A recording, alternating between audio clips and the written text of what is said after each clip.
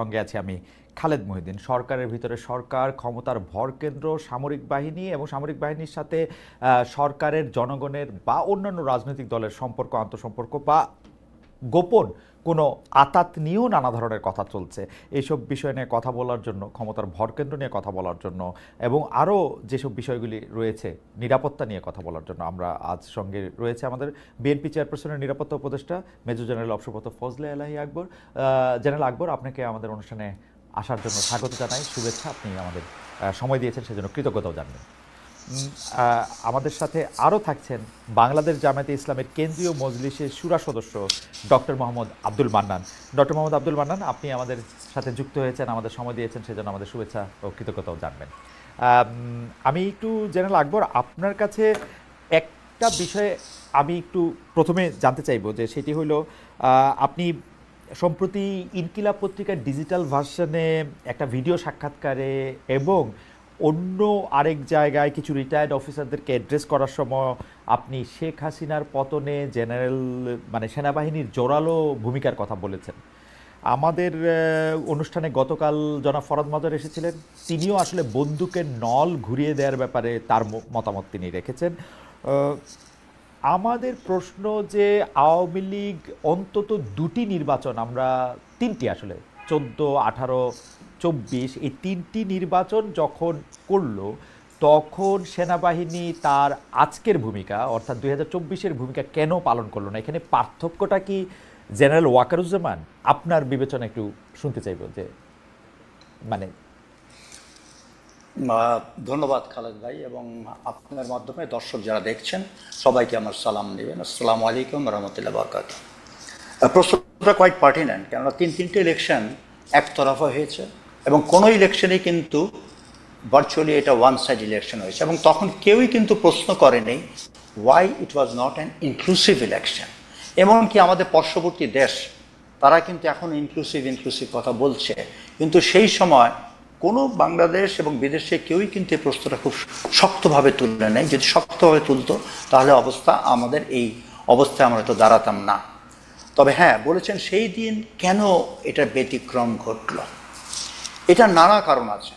Number one হচ্ছে যে পুরো বাংলাদেশ ফর লাস্ট 16 ইয়ার্স যেইভাবে একদলীয় ফ্যাসিস্ট শাসন চলেছে, এতে কিন্তু সবাই অ্যাকচুয়ালি এমন একটা পর্যায়ে চলে গেছে, হতাশায় পরিণত হয়েছিল এবং মনে হচ্ছিল যে আমাদের হয়তো এই নিয়েই বেঁচে থাকতে হবে।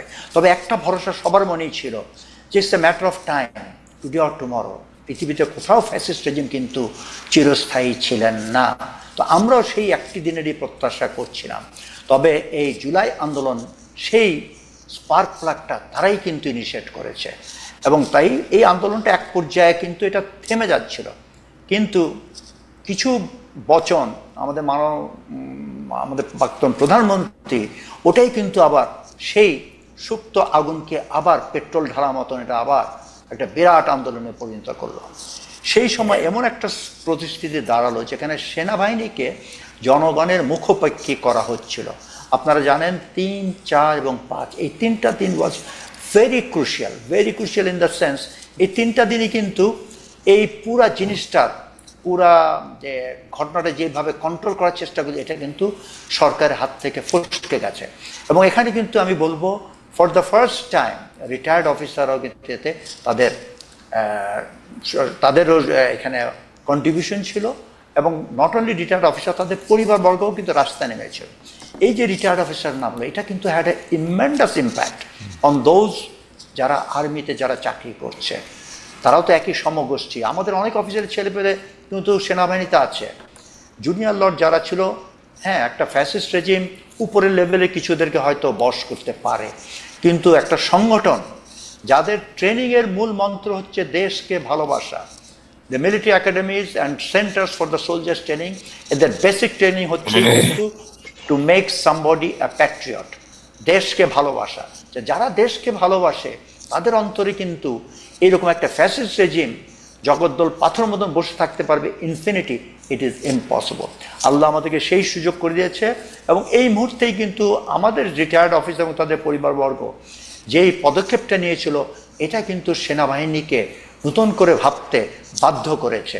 এবং আমি মনে করি সময় উপযোগী সেনাপ্রধান যে ডিসিশনটা নিয়েছে, তা না হলে অনেক রক্তপাত হতো। আলহামদুলিল্লাহ এটা সুন্দরভাবে সমাপ্তি হওয়ার জন্য। জেনারেল আকবর, আমার মানে আপনি যেহেতু foundation for strategic and development স্টাডিজের চেয়ারম্যানও বটে, মানে ভবিষ্যতের ইতিহাস হয়তো আপনাদের কথা কর্ম অনেক কিছুর মধ্যে দিয়েই লেখা হবে। এখন একজন সেনাপ্রধান তিনি সরকার প্রধানের কাছে আনুগত্যের শপথ নিলেন, সরকার প্রধান তাকে একটা কাজের মধ্যে ডাকছেন, সেই কাজটা তিনি না করে, মানে কজ যাই থাক, তিনি যে বন্দুকের নল ঘুরিয়ে দিলেন, এইটা সেনাবাহিনীর ভিতরে বা ভবিষ্যতের সেনাপ্রধানদের যে কাজ বা কর্মে সেটা প্রভাব বিস্তার করবে কিনা? আমরা এই সেনাপ্রধানকে আর বিশ্বাস করব কিনা যে সেনাপ্রধানের ওনার যখন কোনো একটা রাইটিয়াস ডিসিশন নিতে হবে, উনি তো সরকার প্রধানকে বলে আসবেন আমি আপনাকে প্রোটেক্ট করতেছি, তারপরে উনি প্রোটেক্ট করবেন না, যেটাকে বন্দুকের নল ঘুরিয়ে দেওয়া বলা হচ্ছে। এইটা কি ঠিক আছে? মানে একজন সোলজারের পার্সপেক্টিভ থেকে হোয়াট ইজ ইউর টেক? মানে আপনি এটাকে কীভাবে রেট করতে চান যে এটা কীরকম হয়েছে কাজটা? আচ্ছা, কাজটা ভেরি মাচ কনস্টিটিউশনাল আমি বলবো। মিলিটারি স্ট্র্যাটেজির কিন্তু দুইটা কম্পোনেন্ট আছে, একটা হলো এক্সটার্নাল থ্রেট আর একটা হচ্ছে ইন্টারনাল থ্রেট। এই কেসটা কিন্তু বিবেচনা করা হবে ইন্টারনাল থ্রেট কনসেপ্ট থেকেই। আমরা কিন্তু যখন ওথ নেই, আমরা ওথ নেই টু দ্য কনস্টিটিউশন। আপনি জানেন joint chiefs of staff of America উনি কি বলেছিলেন, we don't take oath for a person, for a king or a queen or a president. আমরা কনস্টিটিউশনে ওথ নেই, সেই কনস্টিটিউশন হচ্ছে জনগণের কনস্টিটিউশন। তা আপনি এখন যদি একটা সরকার প্রধান অনৈতিক অর্ডার দেয়, আমাদের military is very clearly spelled out, you are not bound to take an order which is anti constitutional. সেটা এখন আমাকে যদি একটা সৈনিককে বলা হয় তুমি একে গুলি করো, হ্যাঁ, সে যদি শত্রু নয়, সে আমাদের দেশের জনগণ, একজন সিটিজেন, তাকে যদি আমি অনৈতিকভাবে without any cause, without any reason আমি গুলি করি, আমার সিনিয়র অফিসার অর্ডার করলেও কিন্তু আমি দায়বদ্ধ থাকব, কেন আমি এই ইনহিউম্যান কাজটা করলাম। এবং আমি মনে করি এটা যথাযথ দেশের স্বার্থে, জনগণের স্বার্থে কনস্টিটিউশনের মাধ্যমেই এই কাজটা হয়েছে, এটা যুক্তিসঙ্গত।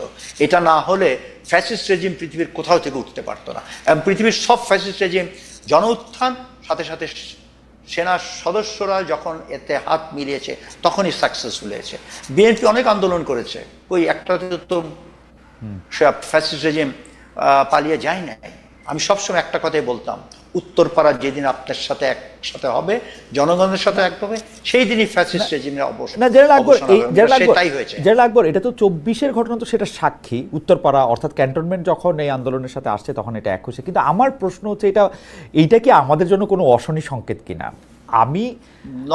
আপনি গুলি করার কথা আপনি বলতেছিলেন, আমি যতদূর জানি 19-20 তারিখেই তো সেনাবাহিনী সিদ্ধান্ত নিয়ে ফেলছে তারা কোনো লেথাল ওয়েপন এই বাচ্চাদের বিরুদ্ধে ইউজ করবে না, কাম হোয়াট মে, এবং এইটা করেই ওরা সাধারণ মানুষকে প্রোটেক্ট করার জন্য ওরা থাকবে। কিন্তু ঘটনাটা হচ্ছে যে তারা যে রেজিমটা চেঞ্জ করার ক্ষেত্রে কাজ করলো, এইটা ঠিক হয়েছে কিনা, মানে এইটার ক্ষেত্রে ভবিষ্যৎ উত্তর কি দিবে? আমি এইটার সাথে আবার একটু যোগ করি, যোগটা হচ্ছে এরকম, আপনি কিন্তু রাইটলি বলছেন যে আপনারা যারা রিটায়ার্ড আর্মি অফিসার, যারা সাধারণত সামাজিক উন্নয়নের কাজকর্ম ছাড়া আর কিছুতেই থাকেন না, মানে আপনারা চাকরি বাকরিও করতে চান না আসলে বেশিরভাগ ক্ষেত্রে, সেই ক্ষেত্রে আপনারা যে একটা পলিটিক্যাল কজে নেমে আসলেন, শেষে তো পরে দেখা গেল যে এটা নেতৃত্ব দিচ্ছেন আপনি, যিনি আবার রাজনীতির সাথে সম্পৃক্ত, মানে আপনি বিএনপির একজন শীর্ষস্থানীয় পদে আছেন। তো সেইটাকে আসলে এটাকে কি বলা যাবে? ভবিষ্যৎ যদি এরকম দেখে যে বিএনপি বা জামায়াত আর্মির সাথে মিলে একটা ষড়যন্ত্র করছে কিনা, এইটার জবাব আসলে আমরা কি দেখব বা আপনি কি মনে করেন? শুনেন, আমার সাথে কিন্তু এই ঘটনার আগে আর্মির কোনো সম্পর্ক ছিল না। আমার রিটায়ারমেন্ট হয়েছে 2006, 1 বছর এলপিআর। 2007 থেকে এই পর্যন্ত আর্মির সাথে আমার কোনো যোগাযোগ ছিল না। না থাকার কারণ হচ্ছে বিগত সরকার আমলে যদি কোনো অফিসারকে দেখা যেত আমার সাথে যোগাযোগ, সেটা টেলিফোনে হোক কিংবা কোথাও হোক, তার চাকরি নিয়ে সে খুবই বিপাকে পড়তো। সুতরাং আর্মির সাথে আমার কোনো সম্পর্ক ছিল না, সেনা প্রধানের সাথে আমার কোনো সম্পর্ক ছিল না। এই ঘটনা যখন চলছিল তখন আমাকে অনেকে বলেছিল, স্যার আপনি একটু চিফের সাথে যোগাযোগ করেন না। আমি এইরকম পরিস্থিতিতে যখনই কোনো অফিসার আমার সাথে যোগাযোগ করছে, তো আমি তাদেরকে একটা কথাই বলতাম, দেখো তোমার চাকরি is very important, I cannot be a cause of your termination. এই দায়িত্ব, এই বোঝাটা আমি কখনো নিব না। এবং বলতে গেলে আপনি যদি বলেন, হ্যাঁ আমি কোনো কুচক্র করি নেই, সেনাবাহিনীকে আমি উস্কিয়েও দেই নেই।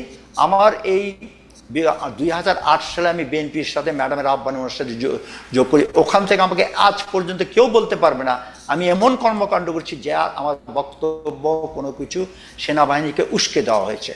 তবে ন্যায়সঙ্গত যেগুলো সত্যি কথা আমি যেখানে পেরেছি সব সময় আমি বলেছি, আমার চাকরি জীবনও সেটা করেছি, এবং আল্লাহর রহমতে সেনাবাহিনীর সবাই আমাকে সেই হিসাবে জানেন, যেটা সত্য আই স্ট্যান্ড ফর ইট। এবং এখানে আমার চিফ যেটা দেখেছে ইট ওয়াজ কাকতলীয়। হ্যাঁ, কিছু কিছু অফিসার হয়তো বিহাইন্ড দ্য সিন কাজ করে থাকতে পারে, কিন্তু আমার সাথে সেনাপ্রধানের কোনো যোগাযোগ ছিল না।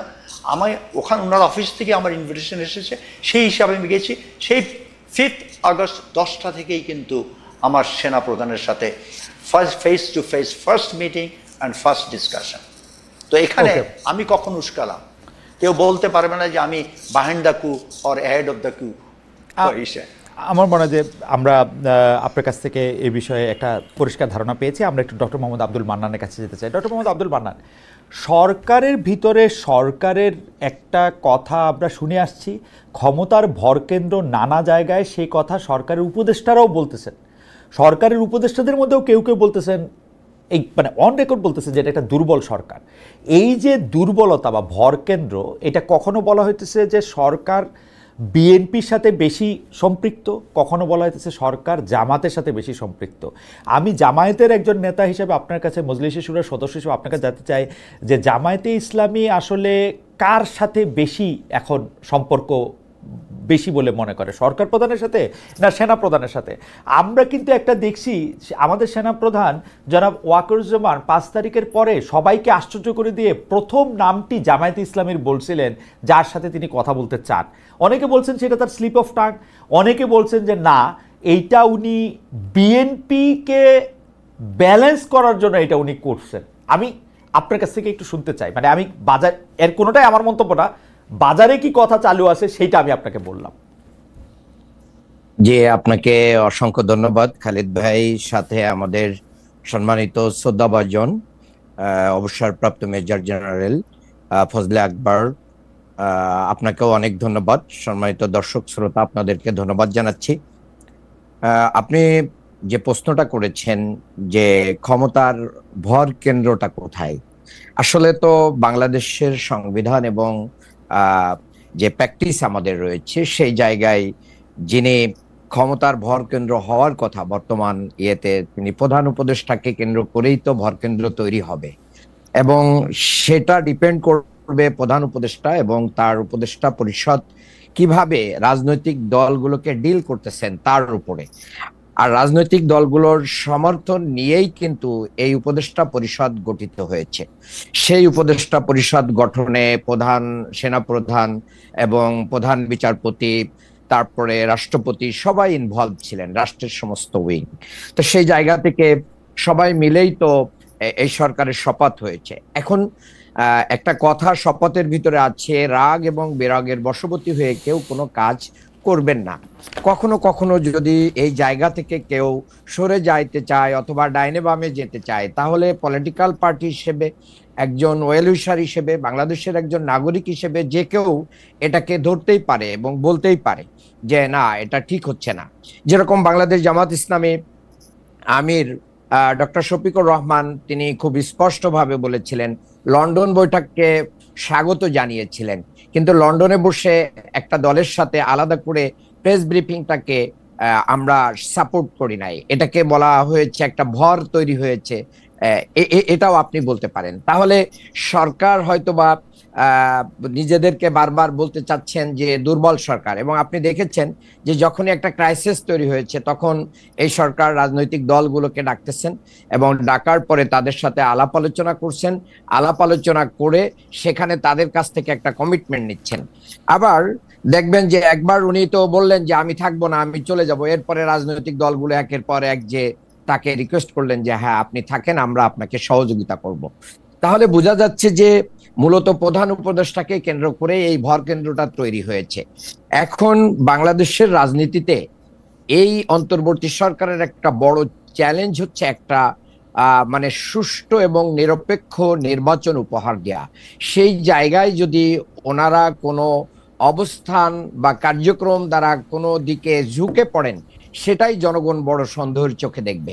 আমি মনে করি যে সেই ব্যাপারে অন্তর্বর্তী সরকার কি থাকবে, তাদের অবস্থান ঠিক রাখবে এবং বাংলাদেশের জনগণের পক্ষেই অবস্থান গ্রহণ করবে, সত্য ন্যায়ের পক্ষে অবস্থান গ্রহণ করবে।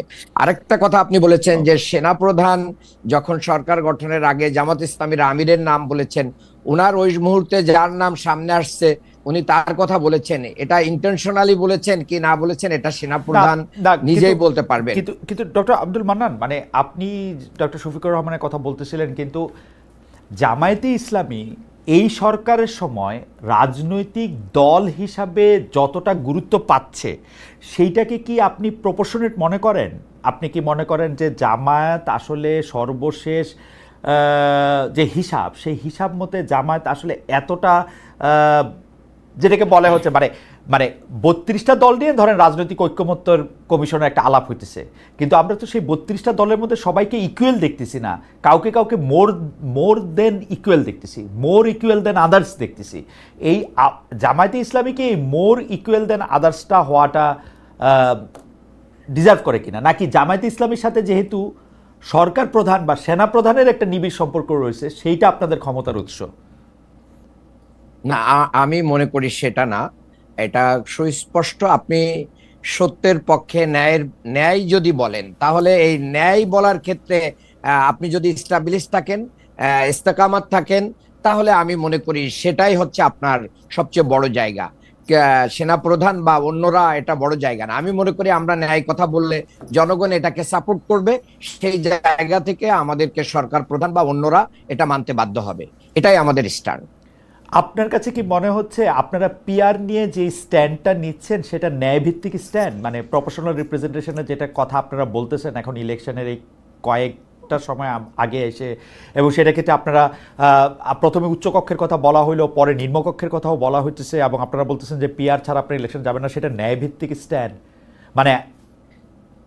হ্যাঁ, এটা আমি খুব ক্লিয়ারলি বলতে চাই। দেখেন, বাংলাদেশের যে এফপিটিপি যে সিস্টেমে যে নির্বাচনটা হয়, দীর্ঘ 54 বছরের ইতিহাসে এই নির্বাচন ব্যবস্থাটা অনেকটা বাংলাদেশের সকল মানুষের কাছে প্রশ্নবিদ্ধ হয়ে গেছে। এটা এক ধরনের ব্যর্থতার মানে এর বড় ধরনের ব্যর্থতা দেখা যায়, যার কারণে আমাদের এই নির্বাচন ব্যবস্থাকে কেন্দ্র করে বড় সংকট তৈরি হয়। এই সংকটের জায়গা থেকে বাংলাদেশের মানুষের আশা আকাঙ্ক্ষাকে সামনে রেখে পেয়ার পদ্ধতির কথা বাংলাদেশ জামাত ইসলামী বলছে, এবং সেটা এখনই বলছে বিষয়টা তা না। 94-এ অধ্যাপক গোলাম আজম স্যার একটি বই লিখেছিলেন আনুপাতিক হারে নির্বাচন, কিন্তু তত্ত্বাবধায়ক সরকারের আলোচনাটা তুঙ্গে থাকার কারণে আমরা কিন্তু ওই আলোচনাটা ওখানে তুলি নাই।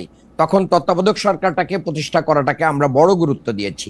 এবং সম্প্রতি যে একটা জরিপ এসেছে বিআইজির, সেই জরিপে 71% মানুষ পেয়ার পদ্ধতিকে সাপোর্ট করতেছে।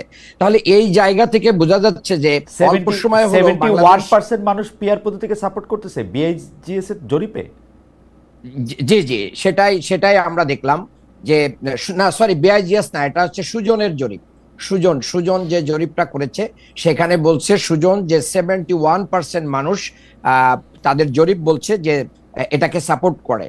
তাহলে 71% মানুষ যদি পেয়ার চায়, তাহলে আমি তো মনে করি বাংলাদেশ জামাত ইসলামী সহ ইসলামী আন্দোলন এবং অন্যান্য দল যারা এই পেয়ার সিস্টেম চাচ্ছে, তাদের এই আবেদনটা বাংলাদেশের মানুষ গ্রহণ করেছে। আর বাংলাদেশের মানুষ যেহেতু গ্রহণ করছে, 91টা দেশে এটার বিভিন্ন ভাবে এটার বাস্তবায়ন আছে, এই পদ্ধতিতে নির্বাচন হচ্ছে, ফ্যাসিস্ট হওয়ার পথ বন্ধ হচ্ছে, গণতন্ত্র সুসংহত হচ্ছে, এবং আমাদের এই পেয়ারটার মাধ্যম দিয়ে যে নমিনেশন বাণিজ্য, এটা চিরতরে দূর হয়ে যাওয়ার সম্ভাবনা দেখা দিচ্ছে। বিশেষ করে আমি মনে করি যে আমাদের যে রাজনীতিতে একটা ভারসাম্য তৈরি, এই ভারসাম্য তৈরিটা তখন হবে। আমি যদি তর্কের খাতিরে বলেই নি বাংলাদেশের রাজনীতিতে আওয়ামী লীগ কিন্তু সর্বশেষ 49টা আসন পেয়েছিল। তাহলে 49টা আসন পেয়ে তারা কিন্তু মেজরিটি হতে 49% ভোট পেয়েছিল। 49% ভোট পেয়ে তারা কিন্তু পেয়ার পদ্ধতি হলে মেজরিটি পাইতো না। আবার বর্তমান হিসাবে আমরা যদি দেখি, বাংলাদেশে পেয়ার নির্বাচন হলে কোন দলই 40% উপরে ভোট পায় না। তাহলে 40% ভোট, প্লিজ আমার কয়েক সেকেন্ড বলেই শেষ করছি। জি জি শেষ করেন, কয়েক সেকেন্ড শেষ করেন। জি 40% ভোট পেয়ে একটা দল পেয়ার সিস্টেমে 120টা সিট পেতে পারে। তাহলে এই যে একনায়কতন্ত্র তৈরি হওয়া, ফ্যাসিস্ট হওয়া, জালেম হওয়া এবং কর্তৃত্ববাদী হওয়াটাকে রুখে দেয় পেয়ার সিস্টেম, যার কারণে বাংলাদেশের মানুষের প্রত্যেকটা মানুষের ভোট অধিকার নিশ্চিত হয়। বিশেষ করে বিএনপি মানে 33% ভোট পেয়ে, জি আপনার শেষ আমি এই কথাটুকু একটু বলি, 33% ভোট পেয়ে বিএনপি 29টা সিট পেয়েছে।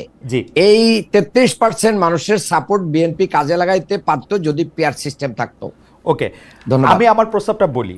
আমার কাছে মনে হয় জামায়াতে ইসলামী ম্যাপ করে দেখতেছে যে সে তার পক্ষে বাংলাদেশের আসন ভিত্তিক নির্বাচিত এলাকায় খুব কম আসনের মধ্যেই সে জিততে পারবে, এর জন্য সে পেয়ার সিস্টেমের কথা বলতেছে। আর 2 নাম্বার হচ্ছে জামায়াতে ইসলামী এইটাকেও সাপোর্ট করতেছে যে আপনারা মজলিসে শুরায় বসে 300 আসনে কারা প্রতিনিধিত্ব করবেন তারা একটা খাতার মধ্যে লিখবেন, এটা জমা থাকবে, তারপরে পাশ হলে আপনার প্রফেশনাল ভিত্তিতে তাকে নিয়োগ করবেন। আমাকে আপনি এই সুযোগ দিচ্ছেন না যে আমি আমার এমপি ওখানে নির্বাচিত করব, এই দুইটা ব্যাপারটাই আমাকে একটু ধন্দে ফেলে দিচ্ছে। এটাকে আপনি বলবেন? কারণ আমি স্পষ্ট দেখতে পাচ্ছি জরিপে কি বললুক তা আমি অত ভালো জানি না। আমার কাছে মনে হচ্ছে আপনাদের পিআর সিস্টেমের এই মুহূর্তে দাবি তোলার কারণ হচ্ছে এইটা, কারণ আপনারা হিসাব করে দেখছেন যে আপনারা যত ভোট পাবেন তত আসন আসলে আপনারা পাবেন না। পিআরের মাধ্যমে আপনারা কিছু আসন বাড়িয়ে নিতে চান, এটা আপনাদের একটা কায়েমি স্বার্থ বলে আপনি মনে করেন কিনা ডক্টর মান্নান? জি না, আমাদের কায়েমি স্বার্থ এখানেই যে আমরা তত্ত্বাবধায়ক সরকার ব্যবস্থা নিয়ে এসে বাংলাদেশের মানুষকে একটা মানে লং টাইম একটা নির্বাচন ব্যবস্থার দিকে নিয়েছি। আমরা মনে করি যে পিআর সিস্টেমের মাধ্যম দিয়ে বাংলাদেশের মানুষ আরেকটা লং টাইম নির্বাচন ব্যবস্থা থেকে মানে সুবিধা পাবে। আর আপনি যেটা বলেছেন যে সাংঘাতিক টপ ডাউন প্রসেস আমাদের বাংলাদেশ সাংঘাতিক টপ ডাউন প্রসেস হচ্ছে না ডক্টর মান্নান? আপনারা না, টপ ডাউন প্রসেস হচ্ছে না। আপনার প্রশ্নেরই উত্তর দিচ্ছি আমি। সেটা হচ্ছে যে আপনি যেটা বলেছেন যে বাংলাদেশ জামাত ইসলামী কিন্তু তার 300 আসনে প্রার্থী ঘোষণা করেছে। বাংলাদেশ জামাত ইসলামী একমাত্র দল যার 300 আসনে প্রার্থী কাজ করতেছে। আমি ঢাকা 6-এর ভিতরে কাজ করতেছি, তাহলে আমাকে সেখানে বলা হয়েছে। আমরা নির্বাচনী মাঠেই রয়েছি। আবার আমরা বাংলাদেশে স্থায়ী একটা চূড়ান্ত নির্বাচনী বন্দোবস্ত, আমি আপনার কাছে এই প্রসঙ্গে আবার আসবো। শুধু আপনি আমাকে বলেন, আপনারা 300 আসনে প্রার্থী দিচ্ছেন, এখন পিআর সিস্টেমে ইলেকশন হইলো, আপনারা এখন 25% প্রার্থীর ক্ষেত্রে মানে 25% ভোট, সরি 25% আসন আপনারা পাবেন, 25% না মানে 3 ভাগের 1 ভাগ আসন আপনারা পাবেন, 100 আসন পাবেন। সেইখানে কোন 200 বাদ দিবেন, কোন 100 রাখবেন, সেটা কেমনে সিস্টেম করবেন? মানে যারা জিতে আসবে, ভোট বেশি পাবে কি? হ্যাঁ দেখেন এই জিনিসটা খুবই ক্লিয়ার। সেটা হচ্ছে যে বাংলাদেশের সহ পৃথিবীর বিভিন্ন দেশে যে পেয়ার সিস্টেমটা আছে, সেই পেয়ার সিস্টেমটা এক এক দেশে এক এক ভাবেই ফলো করা হয়।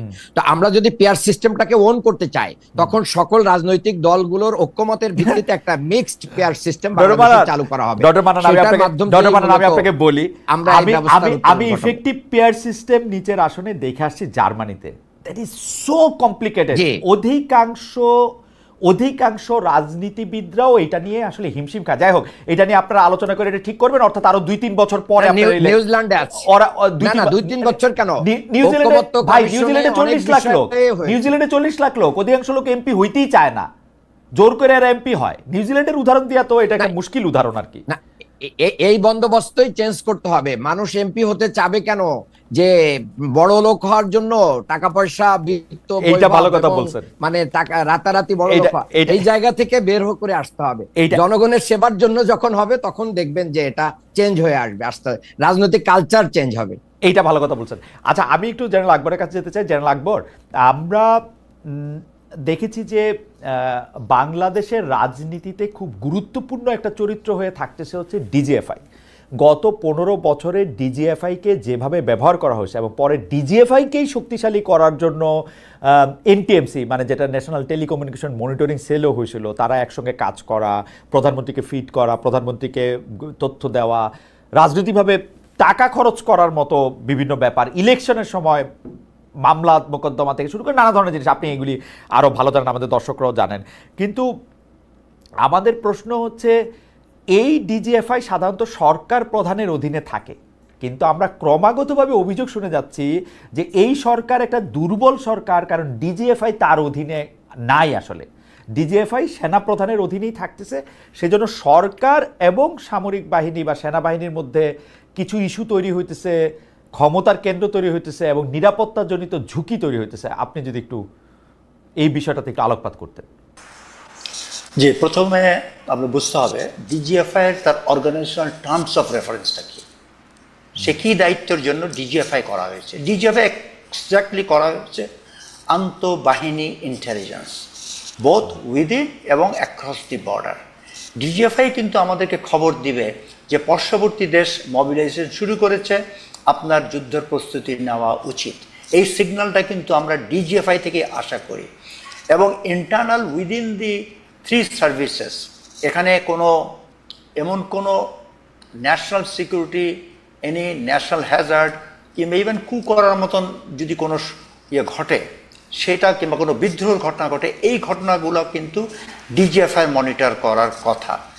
কিন্তু বাস্তব হলো সত্য, যেটা টার্মস অফ রেফারেন্সে নাই, interference with the political affairs, এটা কিন্তু বিগত বেশ কয়েকটি সরকার ডিজিএফআইকে টুল হিসাবে ব্যবহার করেছে এবং করতে করতে একটা এমন পরিস্থিতিতে দাঁড়িয়েছে মনে হচ্ছে যে this is what is the prime responsibility. এবং এখন সত্যিকারে বলতে কি আমি বলবো যে আমাদেরকে যদি ওই আসল টাস্কে ফিরে যেতে হয়, আমার মনে হয় ডিজিএফআই সেই দিকে মোটেই মনোযোগ নেয়। যেই কারণে আমরা যেই জনগণের টাকা দিয়ে ডিজিএফআই পুষছি, সেই কাজ করার মতন তাদের সমর্থ এই মুহূর্তে আছে কিনা আমাদের চিন্তা ভাবনা করতে হবে। এবং এটার জন্য দোষ আমি সবসময় দিব political leadership. It is the political leadership who have misuse the DGFI. এবং আমার মনে হয় একটা ভালো, যদি আমরা প্রতিরক্ষা ব্যবস্থা গড়ে তুলতে চাই, ডিজিএফআইকে শক্তিশালী করতে হবে, ডিজিএফআইকে তার এই রোল থেকে বের হয়ে আসতে হবে।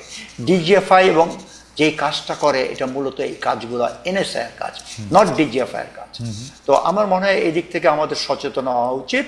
জনগণের টাকা যেই পারপাস ইউজ করা, একটা প্রফেশনাল আর্ম ফোর্সেস গড়ে তোলা, আমরা যদি একটা সত্যিকারের একটা সশস্ত্র বাহিনী গড়তে চাই যার একটা ডেটারেন্স থাকবে, এবং এই ডেটারেন্সের একটা কিন্তু সংবাদ গ্রহণ এবং ইনফরমেশন কালেকশন এবং intelligence collection is very important. এটা যদি না হয় আমাদের আর্ম ফোর্সেসটা কিন্তু অনেকটা অন্ধ থেকে যাবে এবং হঠাৎ করে এমন কিছু ঘটে যাবে যার কোনো উত্তর দেওয়া কাউরি থাকে। জেনারেল আকবর, এই সরকার আমলে অবস্থাটা কি? এই সরকার তো পলিটিক্যাল গভর্নমেন্ট না, এই সরকার আসলে ডিজিএফআই কে কিভাবে ব্যবহার করতেছে কিনা? Right, by organization and by chain of command, DGFI is not the army chief eyes and ear. No, তার কিন্তু চিফ অ্যাডভাইজার ডিফেন্স মিনিস্টার তার কাছে কিন্তু, অথবা ডিফেন্স মিনিস্টার তার কাছে কিন্তু তার জবাবদায়ী। আমার যদি অনেকে এই কথাটা বলে যে তত্ত্বাবধায়ক সরকার কিন্তু ডিজিএফআই কন্ট্রোল, আমি মনে করি এটা failure of the interim government. Interim government has the authority to ensure that DGFI reports to him. এবং এখানে আরেকটা জিনিস খেয়াল রাখতে হবে, ইন্টারিম গভর্নমেন্ট ডিজিএফআই একটা রিপোর্ট দিল, সেই রিপোর্টে যাতে যথাযথ ব্যবস্থা গ্রহণ করা হয়, সেটা কিন্তু ইন্টারিম গভর্নমেন্টের দায়িত্ব। ডিজিএফআই একটা রেসপন্সিবল অর্গানাইজেশন যদি দেখে কোনো সময় অনুভব করে, তাদের মতো একটা এমন ফিলিং হয় যে আমাদের কথাগুলো তো শোনা হচ্ছে না, এটাই কিন্তু একটা কারণ হতে পারে DGFI looking for an alternate leadership, যার কাছে অল্টারনেট পাওয়ার সেন্টার যেখানে যা রিপোর্ট করা। এটা কোনো কিছুই আমরা আসলে কাম্য করি না। What is standard, what is natural, that should be practised. Okay, আমি এই পর্যায়ে আপনার কাছে যেটা জানতে চাইব জেনারেল আকবর, আপনি বিএনপি চেয়ারপারসনের নিরাপত্তা উপদেষ্টা, অনেকে এই কথা বলে থাকেন যে বিএনপির যে ভারপ্রাপ্ত চেয়ারম্যান আছেন জনাব তারেক রহমান এখন দেশে ফিরতেছেন না কারণ তারা নিরাপত্তার ঝুঁকি রয়েছে। আপনিও কি তাই মনে করেন কি না? জনাব তারেক রহমান, জেনারেল আকবর, জনাব তারেক রহমান দেশে ফিরছেন না কেন এখন? উনার কি আসলে সিকিউরিটি কনসার্ন রয়েছে কিনা এই দেশে আসলে? আমি নিজেও ব্যক্তিগতভাবে ওনাকে বেশ কয়েকবার এই প্রশ্নটা করেছিলাম। I didn't get a clear answer. Let me be frank. এবং একটা তো আমি জানি ওনার কিছু কেস চলছে, এবং আমার মনে গতকালকেও একটা লাস্ট অ্যাপিল যেটা অ্যাপিলের ডিভিশনে চলছে, যেটা আমি আভাস পেয়েছি ওনার কথাবার্তা যে উনি obviously looking for a clear direction and date কবে ইলেকশনটা হবে। এবং আমার যেটা ধারণা উনি না আসার কারণ হচ্ছে, উনি যদি ইলেকশন শিডিউলটা ক্লিয়ার জানেন তাহলে উনি এটাও জানেন যে উনি আসলে দেশে কিন্তু একটা জন সুনামি হবে, এবং উনি ওটাকে কাজ লেগিয়ে right up to the end of the election campaign উনি যেতে চান। এটা আমার ব্যক্তিগত ধারণা, কারণ ওটা ওনার জন্য সহজ হবেন। এই যে জনস্রোত যেটা হবেন উনি আসলে, উনি যখন বিভিন্ন জেলায় জেলায় যাবেন ওই একই স্রোতে উনি ক্যাম্পেইনটা শেষ করবেন। আমার it's a good working strategy. না, কিন্তু ওনাকে যদি বিভিন্ন জেলায় জেলায় যেতে হয়, আমরা কিন্তু দেখেছি, মানে আমরা অ্যাক্টিভ রিপোর্টার হিসাবে 96, 2001, 2006 বা 2008 যে নির্বাচন হয়েছে সেই নির্বাচনগুলি আমরা দেখেছি। এই জেলায় জেলার এই ক্যাম্পেইনগুলি তো 5-6 মাস আগে থেকেই শুরু করার কথা। মানে আমি যেহেতু এই প্রশ্নটা জানতে চাই, বিএনপি শীর্ষ নেতৃবৃন্দ, এমনকি যারা মির্জা ফখরুল ইসলাম আলমগীরও আমার শোতে এসেছিলেন, তাকেও আমি যখন জানতে চেয়েছি, তিনি প্রায় আপনি যা বলেছেন তার কাছাকাছিই বলেছেন। কিন্তু আমার কাছে, মানে এটা আমার কাছে একটা এখনো রহস্য যে তিনি দেশে আসতেছে না। তার ঘনিষ্ঠ কেউ কেউ এটা বলতে চেষ্টা করতেছেন যে তার কিছু ঝুঁকি রয়েছে। আইন আদালতের যে ব্যাপারটা, সেই মামলাগুলি এখন শেষ পর্যায়ে তুলে নেওয়া হচ্ছে তার অ্যাবসেন্সিয়াতেই। সুতরাং তার না আসার আমি কোনো মানে যুক্তিগ্রাহ্য কারণ দেখতেছি না, যদি না কোনো লুকানো নিরাপত্তার ঝুঁকি থেকে থাকে। কেউ কেউ বলতেছেন আর্মির থেকেও তার একটা ঝুঁকি আছে, সেই জন্য আমি জানতে চাচ্ছিলাম। তুলে নেওয়া হয়েছে কেসগুলো, এটা ঠিক না, কারণ ওনাকে তো তুলে নেওয়ার প্রস্তাব দেওয়া হয়েছিল, উনি সেটা নেননি। উনি বলেছেন যে না, let it follow the process of law, এবং সেই ল হিসেবে general Akbar, he is not following the process. আপনি যদি কোনো কোর্টের এগেইনস্টে আপনি মামলা আপিল করেন, you have to be there in absentia, কিন্তু আরেকটা কোর্টের রায়ের বিরুদ্ধে আপিল করা যায় না, এটা সাধারণ নর্মস। উনি এইখানে আইসা কোর্টের কাছে বলবেন আগের কোর্টে আমি সুবিচার পাই নাই। উনি যে এই কোর্টে আসতেছেন না, তার মিনিং হচ্ছে তিনি কিন্তু এই কোর্টেও সুবিচার পাবেন বলে সেই ভরসা তার নাই। ডাইরেক্ট অনাস্থা। পৃথিবীর যে কোনো কোর্ট হলে ওনাকে রিলিফ দিত না, কিন্তু একটা কম্পিটেন্ট কোর্ট ওনাকে রিলিফ দিত। আমি I am not a lawyer, আমি এটার ব্যাপারে প্রশ্ন করতে যাব না। আমি আমার ব্যক্তি সাধারণ ইয়ে দেখে আমি আইনটা একটু কম বুঝি বেসিক্যালি। কিন্তু আপনি মনে করতেছেন তার কোনো নিরাপত্তা ঝুঁকি নাই, সেটা না? না, definitely I do not think so. নিরাপত্তার ঝুঁকি অবশ্যই আছে, এবং আমি ওনার সাথে যখন আলোচনা আমি এটা বলেছি that you have to take your security very seriously. আপনি এখন ব্যক্তি তারেক নন, আপনি এখন একটা পার্টিরও হেড, এবং আগামীতে ভবিষ্যতের জনগণের প্রত্যাশা আপনি হয়তো প্রধানমন্ত্রী হবেন।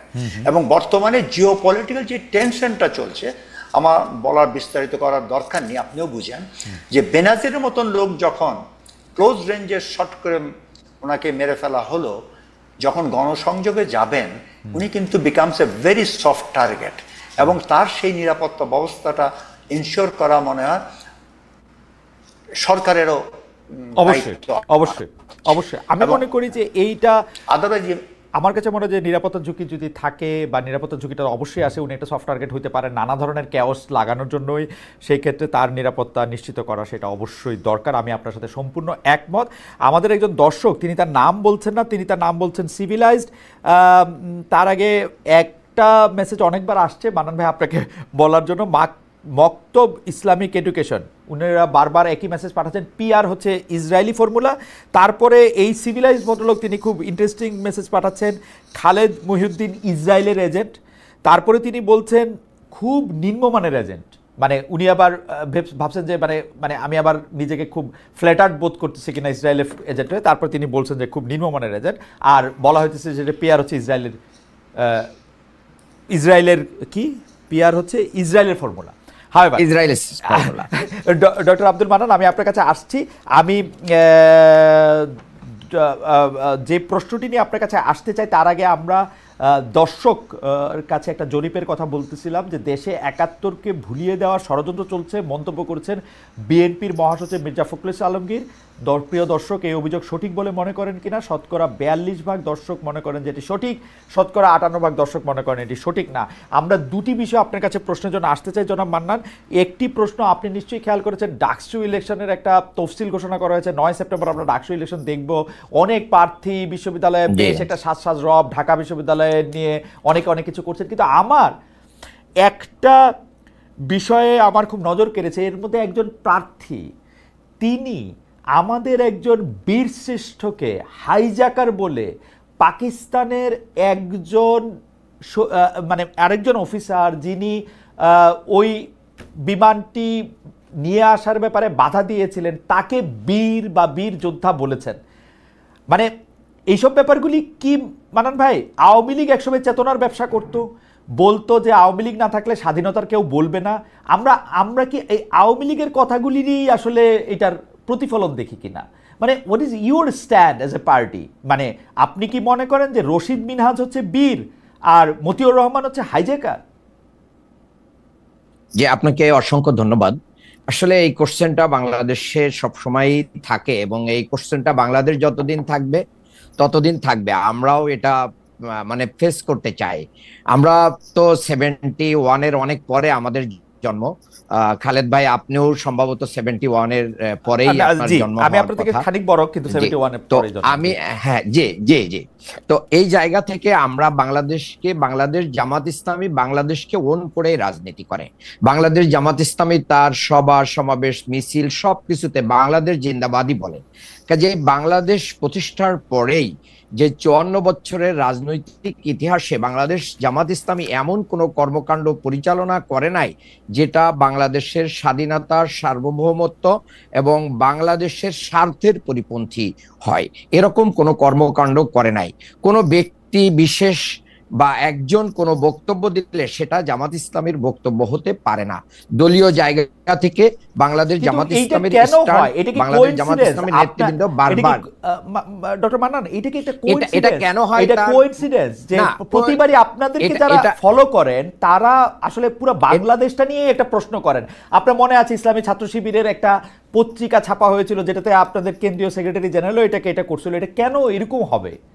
মানে ওনারা কিন্তু খালেদ ভাই ওনারা প্রতিবাদ দিয়েছেন এই লেখার, এবং ওনারা বলেছেন যে এটা প্রতিবাদ না, এটা হচ্ছে যে লেখকের ব্যক্তিগত দায় দিয়েছেন, এটা পত্রিকার দায় না। That was an edited journal Mannan ভাই। আমি একজন এটা এডিট করছেন, ছাপা হয়েছে, কেউ এটা নিয়ে প্রাইডও নিছেন, তাও আপনি বাদ দেন, ঠিক আছে, এটা প্রত্যাহার করা হয়েছে।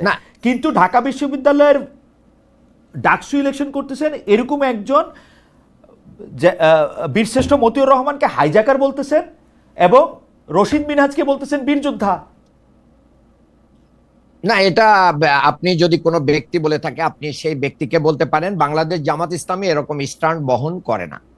এটা আমাদের ক্লিয়ার।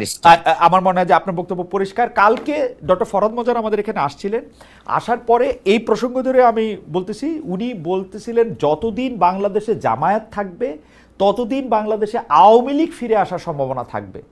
কারণ জামায়াতে ইসলামী তার নাম চেঞ্জ করা উচিত, কারণ জামায়াতে ইসলামী যেহেতু বাংলাদেশের বিরোধিতা করেছিল সেই অর্থে, এটা তার কথা, সেহেতু তার নাম চেঞ্জ করে সে এইটার মধ্যে থেকে এটা করা উচিত। এবং তার উপস্থিতি একটা আছে না এন্টিথিসিস হিসেবে আওয়ামী লীগের আগমনকে বা ফিরে আসাকে উৎসাহিত করে। আপনি কি একটু মন্তব্য করবেন ডক্টর মান্নান এই বিষয়ে?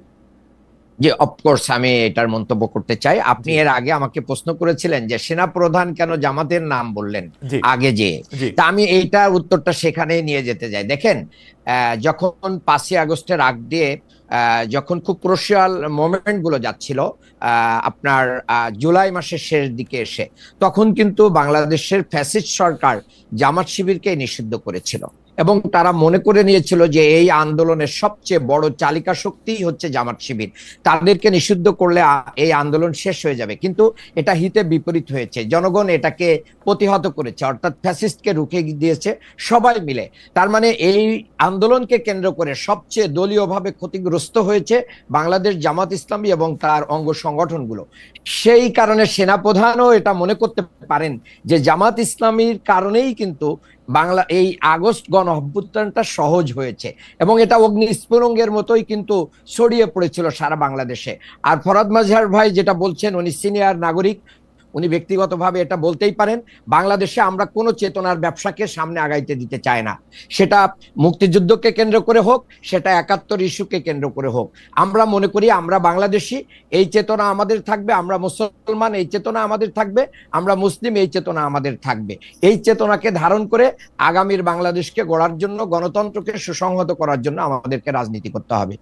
আমি মনে করি বাংলাদেশের মানুষ বাংলাদেশ জামাত ইসলামীর নামটাকেই বেশি পছন্দ করে, যার কারণে বাংলাদেশ জামাত ইসলামী যখন মাঠ পর্যায়ে নেতৃত্ব দিয়েছে গণ অভ্যুত্থানের বিভিন্ন পয়েন্টে পয়েন্টে, তাদের ডাকে তো হাজার হাজার মানুষ সাড়া দিয়ে চলে এসেছে। ছোট মান্নান, জামাত ইসলামী নেতৃত্ব দেয় নাই, কিন্তু জামাত ইসলামী নেতৃত্ব দিলে এটা সবার কাছে গ্রহণযোগ্য হইতো না। জামাত ইসলামী এটাতে একটা মানে খুবই গুরুত্বপূর্ণ রোল পালন করেছে, সেই গুরুত্বপূর্ণ রোল প্লে করেছে। কিন্তু এটা জামাত ইসলামীর নেতৃত্বে এই আন্দোলন হইলে আমি জানি না, মানে এই আন্দোলনের কতটুকু সফল হইতে পারতো না পারতো এটা আমরা জানি না। কিন্তু আসলে তবে খালেদ মহিউদ্দিন ভাই, আমি 1 ইয়ার আপনাকে খুব ক্লিয়ার করছি, আমিও একজন মাঠের যোদ্ধা। আমি জামাতের কেন্দ্রীয় মজলিস শুরা সদস্য, আরো অনেক আমাদের এরকম মিড লেভেলের নেতারা আমরা মাঠ পর্যায়ে 36 দিন মাঠে ছিলাম।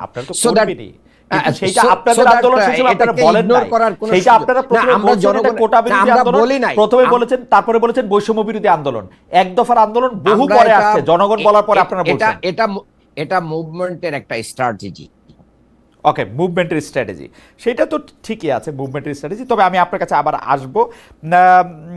আমি একটু যেটা লাগবো, বাংলাদেশের ইতিহাসে কয়েকটা গুরুত্বপূর্ণ মানে ঘটনা আছে যেটা ঐতিহাসিক মোড় বলে। এর মধ্যে 21শে আগস্টে সেই সময়কার বিরোধী দলীয় নেত্রী এবং নেতাদের উপর বোমা হামলা একটা, সেইটার যেই করে থাকুক, তারপরে 10 ট্রাক অস্ত্র বাংলাদেশে ঢোকা একটা, 63টা জেলায় একই সঙ্গে বোমা হামলার ঘটনা একটা। আমরা যদি এই যে বেকারিটার নাম ভুলে গেলাম, হোলি আর্টিজানের মধ্যে বিদেশিদের এই ঘটনাগুলি না ঘটার জন্য আমরা আপনার কাছ থেকে জানতে চাইবো যে বিএনপির কোনো আলাদা গবেষণা, ভাবনা চিন্তা এগুলি রয়েছে কিনা। আমরা বিএনপির 31 দফা দেখতেছিলাম, 31 দফা এর মধ্যে আভাস আছে, কিন্তু সত্যিকার অর্থে এরকম ঘটনা যাতে আর না ঘটে সেইটার কোনো গবেষণা বা আছে কিনা, জেনারেল আকবর? খুবই একটা গুরুত্বপূর্ণ প্রশ্ন করেছেন। আমার যদি সংক্ষেপে বলতে হয়, আমাদের শত্রু শুধু বাইরে যে তা নয়, আমাদের শত্রু আমাদের মধ্যেও আছে। আমাদের দেশের নিরাপত্তা যদি আমরা সত্যি সত্যি আমরা সংহতি করতে চাই, আমাদেরকে ঐক্যবদ্ধ হতে হবে। The division amongst us helps the enemy to penetrate. এবং যতগুলো ইনসিডেন্ট বলেছেন প্রত্যেকটার কিন্তু বাইরে হাত আছে, এবং বাইরের হাত ইনভেস্টিগেশন করতে গেলেই কিন্তু সেখানে বাধাগ্রস্ত হতে হয়েছে। তো যার জন্য আজ পর্যন্ত এই প্রতিটা ইনসিডেন্টের আসল কলকাঠি কে নাড়িয়েছে সেটা কিন্তু এখনো নির্ধারণ করা সম্ভব হয় নাই, আমরা খালি আন্দাজ করেছি। তো জাতি হিসাবে বেঁচে থাকতে হলে we have to have that unity, যে করেছে এইটা আমরা যদি বের করতে পারি। যে পিলখানা ঘটনা যে একটা ইনকোয়ারি হলো, ওর আপনার টার্মস অফ রেফারেন্স যদি দেখেন, সো মেনি রেস্ট্রিকশনস, এই করা যাবে না, এই করা যাবে না। কেন? একটা ইনকোয়ারি হয়েছে, ঘটনা যাদেরকে কমিটি দিয়েছে তাদের শুড হ্যাভ একটা ফ্রি হ্যান্ড, কিন্তু এগুলো সবসময় করা হয়নি। কারণ আপনি, আমরা সবাই বুঝি এর পিছনে কার হাত ছিল, এবং সেই হাত যদি আমরা আইডেন্টিফাই না করতে পারি, সবসময় যদি আমরা উই রিমেইন ইন ইলিউশন যে হ্যাঁ কে করেছে এত জানার দরকার কি, তাহলে আমাদের এরকম ঘটনা ঘটতেই থাকবে। এবং আমাদের সব পার্টিকে এখানে একত্র হতে হবে, ঐক্যবদ্ধ হতে হবে। দেশের নিরাপত্তার খাতিরে কোনো ছাড় নেই, আমাদের ঐক্যবদ্ধই আমাদের শক্তি, এবং সেই শক্তি দিয়ে আমরা এইভাবে মোকাবেলা করতে হবে বলে আমি মনে করি। জেনারেল আকবর, আমি একটু, আপনি যেহেতু কালের সাক্ষী সেই ক্ষেত্রে আপনাকে একটু আমি 2004 সালে নিয়ে যেতে চাই। 21শে আগস্টে যখন গ্রেনেড হামলাটা হয়, তখন আপনার মনে থাকবে একটা বিচার বিভাগীয় তদন্ত কমিশন করা হয়েছিল 1 সদস্যের বিচারপতি জয়নুল আবেদিনকে নিয়ে। আমি জয়নুল আবেদিন সাহেব ইন্টারভিউ করেছিলাম, প্রথম আলোতে এটা ছাপাও হয়েছিল। জয়নুল আবেদিন সাহেব আমাকে উনার রিপোর্ট ছাপা হওয়ার আগে উনি বলেছিলেন যে এতে বিদেশের হাত থাকতে পারে। আমি তাকে প্রশ্ন করেছিলাম বিদেশ কোনটা, উনি আমাকে সর্বোচ্চ ক্লু দেওয়ার জন্য বলছিলেন যে আমাদের সবচেয়ে কাছাকাছি দেশটাও বিদেশ, অর্থাৎ সীমানা পার হলেও বিদেশ। এই অবস্থার মধ্যে আপনি যেটাকে বলতেছেন যে এইটা ধরে না করে আমরা দেখলাম বিএনপি একটা জজ মিয়া, বিএনপি সরকার বলছে বলে আমি বলতেছি, বিএনপি একটা জজ মিয়া খাড়া করলো, ওই তদন্ত প্রতিবেদন মানে বিচার বিভাগীয় তদন্ত প্রতিবেদনটা একরকম কার্পেটের তলায় রাখা হইলো। তো তখন এইটা কেন করা হলো, মানে মানে আপনার কি মনে হয় যে 21শে আগস্টের এত বড় ঘটনা এবং তার কিছুদিন পরেই কিন্তু দশরাক, মানে এইটা কেন করা হলো, এইটা আপনি কি একটু বুঝতে পারেন? মানে বিএনপির টিকি কোথায় বাধা ছিল আসলে? আমি একটা কথাই বলবো যে দেখেন, আমরা কেন জানি for nothing we are scared of our enemies. আমরা কেন জানি মনে করি আমাদের কতগুলো শক্তি আছে, সেই শক্তিটাকে আমরা ব্যবহার করতে চাচ্ছি না। We are the 8th largest population, we are not a small country, আমরা ছোট দেশ নই। 20 কোটি লোক, 8th লার্জেস্ট পপুলেশন। হ্যাঁ, আমাদের আরেকটা জিনিস বুঝতে হবে, অনেকে বলে আমরা সব দিক থেকে নাকি আমাদের পার্শ্ববর্তী দেশ দ্বারা বেষ্টনীতে আমরা ঢুকে পড়েছি। এটা can be strength, it can be also weakness, কারণ আমরা সব দিক থেকেই কিন্তু তাদেরও ইন্টারফেয়ার করতে পারি, তারা যেরকম আমাদের উপরে পারে। তা আমাদের যেই শক্তি আছে সেই শক্তিটাকে আমরা নিজেরাই রেকগনাইজ করি না। আমাদের 220 কোটি 200 মিলিয়ন লোক হোমোজিনিয়াস, আমরা এটা এবং একই গোষ্ঠী। আমাদের এই যে আমি আপনার সাথে সম্পূর্ণ একমত, আমরা এটা পলিটিক্যালি ব্যবহার করি। আমরা কিন্তু সবগুলি সরকার, মানে আমি যতগুলি সরকারকে, সবগুলি সরকার একই ধরনের তোষণ নীতি অনুসরণ করে। বিএনপি সময় আমরা দেখেছি সাইফুর রহমান জোর গলায় বলেছেন বাংলাদেশে গ্যাস নাকি ভারতে দিয়ে দিতে হবে, সবটা মাটির তলে রেখে লাভ কি। আর তারপরে এই 21শে আগস্টে গ্রেনেড হামলার ক্ষেত্রে বিচার বিভাগীয় কমিশনের রিপোর্ট থাকা সত্ত্বেও তারা এটাকে নিয়ে কিন্তু আসলে আগে বাড়েন নাই, আন্তর্জাতিক মহলে তারা কথা বলেন নাই। এই আওয়ামী লীগের কথা তো বলা বাহুল্য, আওয়ামী লীগের 15 বছরের কথা। ডক্টর ইউনূস সরকারও কিন্তু আওয়ামী লীগের সাথে কি কি চুক্তি ভারতের হয়েছে তারা এটা পাবলিকলি জানানো না, একটা জিনিস এটাও করে না। এটার মানে ঠিক আছে, আপনি যেটা বললেন ইন্ডিয়া বড় দেশ, কিন্তু বাংলাদেশও তো আসলে অত ছোট না যত ছোট আমরা এটাকে করি দেখাই। আমার এই উত্তরে আমি একটা কথা বলবো, দেখেন মালদ্বীপ কত একটা ছোট দেশ, শ্রীলঙ্কা আমাদের কত ছোট দেশ, নেপাল কত ছোট দেশ, সেই তুলনায় বাংলাদেশ সব দিক থেকেই কিন্তু আমরা শক্তিশালী। আমরা যদি আমাদের নিজেদের শক্তিটাকে ব্যবহার করতে না চাই, এবং এই শক্তির ব্যবহারের ডিসিশনটাই আসতে হবে from the political leaders. Political লিডাররা যদি ঐক্যবদ্ধ হয়ে আমাদের শক্তি আছে সেটা ব্যবহার করতে চায়, আমরা মনে হয় আমরা নিজের পায়ে দাঁড়াতে পারবো। এই পুরানো যে ন্যারেটিভ বারে বারে আমরা ইউজ করি, এই ন্যারেটিভ থেকে বেরিয়ে আসতে পারবো। আমরা একটা স্বাধীন সার্বভৌমত্ব দেশ, আমার যেই চাওয়া, আমার যেই পাওয়া, বাংলাদেশ ফার্স্ট, আমরা সবসময় আমাদের সব নীতিতেই এইটা ব্যবহার করতে হবে। তাহলে আমরা সসম্মানে পৃথিবীতে বিভিন্ন দেশের অঙ্গনে আমরা মাথা উঁচু করে দাঁড়াতে পারবো, এটা আমার দৃঢ় বিশ্বাস। এবং আমি এর জন্য অবশ্যই আমি সব পলিটিক্যাল পার্টি, শুধু বিএনপি নয়, সবারই দায়িত্ব, সময় এসেছে আমরা we must stand on our own feet. Okay okay, আমরা একটু ডক্টর মান্নান আপনার কাছে আসতে চাই। তার আগে আমাদের একজন দর্শক, তার নাম আসলম আহমেদ, তিনি বলছেন খালেদ ভাই জামাতে ইসলামের, শ্রদ্ধেয় খালেদ ভাই, জামাতে ইসলামের ক্ষতি আপনাদের মতো সাংবাদিকরা সব থেকে বেশি করেন।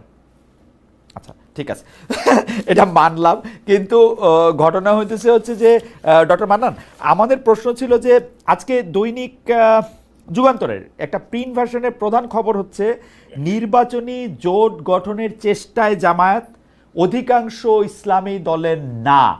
আমি কিন্তু মাঠের রিপোর্টার হিসাবে জানি ইসলামী দলগুলি আপনাদের জামায়াত ইসলামীকে মন থেকে অপছন্দ করেন, আপনাদেরকে একটা শোধনবাদী ইসলামী দল মনে করেন আপনারা আসলে ইসলামের যেটাকে হচ্ছে উনারা যে শব্দটা ব্যবহার করেন, ইসলামের আকীদা আসলে সঠিকভাবে ধারণ করেন না, এবং আপনারা আসলে ইসলামী দলই না। আপনার একটু মন্তব্য একটু শুনতে চাই ডক্টর মান। জি, আমি শুরুতে এই বিষয়ে খুব ক্লিয়ার কথা বলতে চাই। এটা জামাত ইসলামের প্রতিষ্ঠা কাল থেকে এই পর্যন্ত অনেকে এই অপবাদ দিয়ে আসতেছে, কিন্তু যারা অপবাদগুলো দেন তারা নিজেদেরকে জনগণের কাছে ইসলামী দল হিসেবে প্রুফ করতে পারেন নাই, এটা একটা বড় ব্যর্থতা তাদের। তারা তাদের নিজেদের স্বার্থ সিদ্ধি এবং অন্যান্য কাজের জন্য তারা কাজ করেন, এটা জনগণ এটা বিশ্বাসই করে। 2 নম্বর কথা হচ্ছে, যারা আগে থেকে এগুলো না বুঝে করতো তারা এখন কিন্তু এগুলো বলা বন্ধ করেছে। আপনি সম্প্রতি যদি দেখেন, বাংলাদেশে জামাত ইসলামীকে যারা অনেক বেশি বিরোধিতা করেছে, ইসলামী আন্দোলন, তারা তো আমরা একই সাথেই কাজ করছি, এখন একই মঞ্চে যাচ্ছি, তাদের মঞ্চেও আমরা যাই, তারাও আমাদের মঞ্চে আসছেন। সম্প্রতি একটা সেমিনারে তারা আমাদের সাথে এসেছেন, অন্যরাও এসেছেন। আমি তো মনে করি সর্বশেষ একটা সেমিনারে আমাদের এখানে অনেকগুলো ইসলামী দল এসেছেন। কাজে এই ইসলামী দলের না, এটা হচ্ছে একটা টার্ম দিয়ে মানুষের কাছে এটাকে নেগেটিভলি উপস্থাপনা। আমি মনে করি যে ইসলামী দলগুলোর যে ঐক্য হতে যাচ্ছে, সেই ঐক্যটা আরো সুসং হতে যাচ্ছে। এই জন্য আপনি এটা যত নিউজ করে আমাদেরকে খাটো করার চেষ্টা করেন। মান্নান ভাই, আপনি যত সহজে এটা বললেন, ওই যে দর্শক বলছে যে আপনারা জামাত ইসলামের ক্ষতি করেন সাংবাদিকরা, তাদের কাছে এটা একটু গেল বলে মনে হলো, মানে আমাদের কাছে এটা আসলো। কিন্তু আপনি শুধু মনে করে দেখেন, এই ইসলামী শাসনতন্ত্র আন্দোলন থেকে শুরু করে বাকি যারা আছেন, চরমনায়ের পীর সাহেব থেকে শুরু করে জনাব এনাতুল্লাহ আব্বাসী থেকে শুরু করে, মানে আপনি যাকে দিয়ে বলবেন, তারা জামাতে ইসলামী সম্পর্কে আসলে কি মনোবাসনা পোষণ করেন। এই যে মানে আমি হেফাজত ইসলামের অনেক নেতার কথা বলতে পারি, প্রয়াত মরহুম জনাব আহমদ শফির কথা বলতে পারি। না ঠিক আছে, এটা বাংলাদেশে বহু নেতাদের কথা আমিও বলতে পারি। জি জি, যে তারা দেখেন, বাংলাদেশের একজন বড় আলেম ছিলেন হাফিজি হুজুর।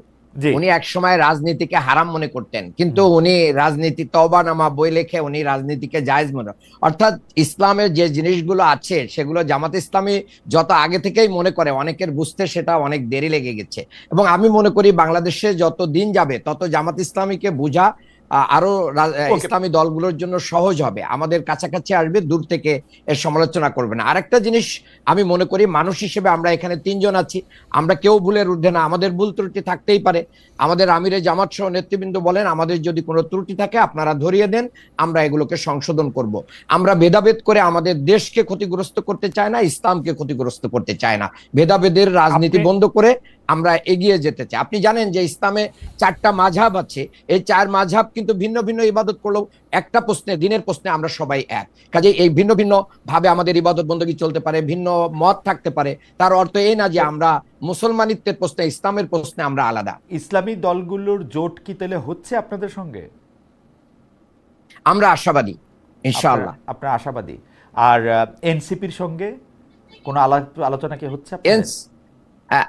আমি মনে করি শুধু এনসিপি নয়, বাংলাদেশে যারা মানে দুর্নীতিকে না বলবে, বাংলাদেশে চাঁদাবাজি, দখলবাজি, লুটতরাজি এবং মানে আপনার কি বলবো যে ফ্যাসিবাদী রাজনীতির যে, বিএনপি বলছি না, বিএনপির সবাই চাঁদাবাজি করে না, দুর্নীতি করে না, অন্যায় করে না, গুটি কয়েক লোক করে। এই গুটি কয়েক লোক যাদের কারণে বিএনপির কি হচ্ছে, বদনাম হচ্ছে। দল হিসেবে বিএনপি হয়তো তারেক রহমান সাহেব দেশে আসলে আরো ভালো পদক্ষেপ নিতে পারতেন, তারপরেও 5000 লোককে ওনারা কিন্তু কি করেছেন, মানে বহিষ্কার করেছেন, সাসপেন্ড করেছেন। আমি মনে করি যে বিএনপির এই বোধোদয় হবে এবং তারা এই জাতীয় যারা দুষ্ট চরিত্রের আছে তাদেরকে তাদের বিরুদ্ধে ব্যবস্থা নিয়ে বাংলাদেশের একটা নতুন ধারার রাজনীতি উপহার দিবে। এই জোট যদি হয় ইসলামী দলগুলির সাথে, এনসিপির সাথে, তখন আপনারা আর পিআর সিস্টেম না হলে ইলেকশনে যাবেন না, এটার বলবেন না তো? না, আমরা জোট হলেও পিআর সিস্টেম চাই, জোট না হলেও পিআর সিস্টেম চাই, এবং আমরা পিআর সিস্টেম চাইতে থাকবো ইনশাআল্লাহ। আমরা পিআর সিস্টেম চাইতে থাকবো ইনশাআল্লাহ। সরি, আমার এখানে বিদ্যুৎ চলে গেছে একটু। হ্যাঁ, অসুবিধা নাই, আমরা আপনার কথা শুনতে পাচ্ছি। পিআর সিস্টেম আমরা একদিনের যতদিন পিআর সিস্টেম ছাড়া আপনারা ইলেকশনে যাবেন না, প্রতিষ্ঠিত না হয়, পিআর সিস্টেম ছাড়া ইলেকশনে যাবেন না। আমরা সেইটা বলি নাই। আমাদের নেতা গতকালকে ইলেকশন কমিশন থেকে আলোচনা করে এসে বলেছেন যে সেটা বলার সময় এখনো আসেনি যে আমরা যাব কি যাব না, তবে এদেশে পিআর সিস্টেম প্রতিষ্ঠা করার জন্য আমাদের আন্দোলন অব্যাহত থাকবে। আচ্ছা, ঠিক আছে। মানে যাবেন কি যাবেন না এটা এখনো বলেন নাই, মানে আপনারা মানে দুটি বলার সময় আসে নাই, দুটি সম্ভাবনার ক্ষেত্রেই ওপেন রাখতেছেন, তাই তো? গাছেরটাও তলারটাও না। আমরা চাচ্ছি যে বাংলাদেশের মানুষ যত বেশি এটাকে ওন করবে, ততই এই অন্তর্বর্তী সরকার এবং বিএনপির উপরে চাপ সৃষ্টি হবে এবং তারা এই পিআর সিস্টেম দিতে বাধ্য হবে। আচ্ছা, আমি একটু যারা আপনার কাছে আসে চাই, ভারত সরকার নিয়ে আপনি কথা বলেছেন আমার আগের প্রশ্নে। ভারত সরকারের বিরুদ্ধে অভিযোগ, তারা এখনও যেহেতু আওয়ামী লীগকেই আশ্রয় প্রশ্রয় দিচ্ছে, অন্তর্বর্তী সরকারকে ঠিক মানতে পারছে না এরকমও মনে হচ্ছে। সেক্ষেত্রে অনেকেই বলছেন যে ডক্টর ইউনূসের এই সরকার পাকিস্তান ও চীনের দিকে একটু বেশি ঝুঁকে পড়ছে বা ঝুঁকে পড়তে চাচ্ছে। পাকিস্তানের একের পর এক মন্ত্রী বাংলাদেশ সফর করছেন, সামনেও আসবেন। জুলাই আন্দোলন পরবর্তী যে এই বাংলাদেশে বিএনপির বিদেশ নীতি, ভারত নীতি কি হবে? মানে আমরা যদি নিরাপত্তাকে মানে মাঝখানে রেখে এই প্রশ্নটা করতে চাই, এবং বার্মা এবং ইন্ডিয়া, আমাদের ভৌগোলিক অবস্থান এবং আন্তর্জাতিক মানে যেটাকে আপনারা মানে কি জানি মানে ভৌগোলিক জায়গা নিয়ে যে আপনারা যে অবস্থানগতভাবে যে আপনারা সামরিক জায়গা থেকে যেটা বলেন, সেইটাতে আপনি কি বলবেন যে আমাদের নিরাপত্তাজনিত কি নীতি বিএনপি নিতে পারে জুলাই আন্দোলনের পরবর্তী বাংলাদেশে? প্রথমত হচ্ছে আমরা একটা স্বাধীন সার্বভৌমত্ব দেশ, এবং স্বাধীন সার্বভৌমত্ব দেশে টিকতে থাকতে হলে আমি মনে করি দুইটা জিনিসের সমন্বয় খুবই প্রয়োজন, যেটা জেনারেল জিয়া কিন্তু চেষ্টা করেছিলেন। উনি অকালে মৃত্যু অ্যাসেসিনেট হয়ে যাওয়ার পরে উনি এটা বাস্তবায়ন পুরোপুরি করতে পারেন। সেটা হলো ডিফেন্স অ্যান্ড ডিপ্লোমেসি। এই দুটো কিন্তু মাস্ট গো প্যারালাল, এবং তাদের ultimate they must aim focus থাকবে যে সভারেনিটি, সভারেন ইন্টারেস্টের বাইরে আমরা কোনো ফরেন পলিসি, কোনো ফরেন নীতি আমরা করব না। এবং ডিফেন্সকে স্ট্রেনথেন না করলে আপনি বুঝতে হবে যে এই দেশের ডিফেন্স স্ট্রেংথ নাই, সেখানে ডিপ্লোমেসি ইজ অলসো উইক। আমাদের ডিপ্লোমেটরা যখন বাইরে কোনো সেমিনারে কথা বলে তখন দেখবেন ওই সময় অনেকে সামনে ফ্রন্টলাইন থেকে এবং যারা দর্শক উঠে চলে যেয়ে তারা হয় কফি ব্রেক, ওয়াশরুম ঘুরে আসে। কেন? আমাদের সেই ডেটারেন্সটা নাই। আপনি সাইড বাই সাইড দেখেন পাকিস্তান, আমাদের চাইতে জিডিপি বলেন, তাদের পার ক্যাপিটা ইনকাম, সব দিক থেকে আমরা উন্নত। আপনি দেখেন পাকিস্তানের ডেটারেন্সের ক্যাপাসিটি কত, আর আমরা কোথায়। আমি বলছি না আমাদের পাকিস্তানের সমতুল্য হতে হবে, কিন্তু একটা মিনিমাম ডেটারেন্স যদি আমাদের ডিফেন্সের মধ্যে না থাকে, আমাদের ডিপ্লোমেসি তো আমরা কোনো কিছু অর্জন করতে পারবো না। তো ফার্স্ট পয়েন্ট হচ্ছে যে আমাদের এই ডিপ্লোমেসি অ্যান্ড ডিফেন্সকে অ্যালাইন করতে হবে for one particular converging issue, সেটা হচ্ছে আমাদের দেশের সার্বভৌমত্ব। এটা possible? It is possible, it is possible. কিন্তু আমরা যে শুনি আমরা এমন একটা জায়গায় আসি, সে ভূ রাজনীতির এই ভৌগোলিক অবস্থান কারণে কখনো মার্কিন যুক্তরাষ্ট্র, কখনো চীন, কখনো ভারত, এদের কারণে আমরা আসলে স্বাধীন সিদ্ধান্ত নিতে অনেক সময় পারি না। সরকারদের দোষ দিয়ে আসলে লাভ নাই, কারণ এটা আমরা এমন একটা হ্যাঁ না একটা ডিফিকাল্টি ডেফিনেটলি আছে। আপনি যে বলছেন ডিফিকাল্টি অবশ্যই আছে। দেখেন আপনি অনেক দেশ কিন্তু যেন সে পাকিস্তান চায়নার সাথেও ভালো, ইউএস এর সাথেও ভালো, ইরানের সাথেও ভালো, টার্কির সাথেও ভালো, মিডল ইস্টের সাথেও ভালো, তারা তো ঠিকই করে যাচ্ছে। কিন্তু পাকিস্তান তো অদ্ভুত দেশ, তারা নিজেদের জন্য সবচেয়ে খারাপ। ওরা তো নিজেদের দেশটাই দখল করে রাখে, আর বাইরের সাথে কি করবে না। যাই হোক, আপনার there is already a prediction in next by turn of this 2050 Pakistan will be the 8th largest economy. আমি জাস্ট রিসেন্টলি একটা পড়ছিলাম তাদের যেটা। তা যাই হোক, আমরা পাকিস্তান কম্পেয়ার করো না, আমরা নিজেদের স্বার্থ দেখতে হবে। আমাদের সার্বভৌমত্ব রক্ষার্থে যেটা আমাদের ন্যায্য। আপনি দেখেন India has taken such a strong stance against America. এটা কেউ চিন্তা করতে পেরেছে 2 সপ্তাহ আগে? No. Such a bold stand. এবং I salute Jaishankar on national interest, sovereign interest, India will take its own decision. তা আমরাও যদি সভারেন ইন্টারেস্ট আমরা নিজেদের দেশে নিতে পারি। আপনি দেখেন মালদ্বীপ একটা ছোট কান্ট্রি, বুঝেছে তার ইলেকশন ক্যাম্পেইন কি ছিল? He took a stand and people was with him. আমরাও যদি একটা এরকম স্ট্যান্ড নেই, আমার মনে হয় আমাদের দেশ ও জনগণ, সরকার যেই সরকার পরিচালনা করুক না করে, যেই পার্টি, সবাই জনগণ একসাথে থাকবে। এবং আমার দৃঢ় বিশ্বাস আমরাও কিন্তু ব্যালেন্স করে চলতে পারবো।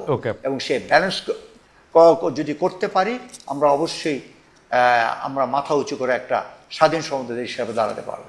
ডক্টর মান্নান, একটু নির্বাচনের প্রসঙ্গে আসি।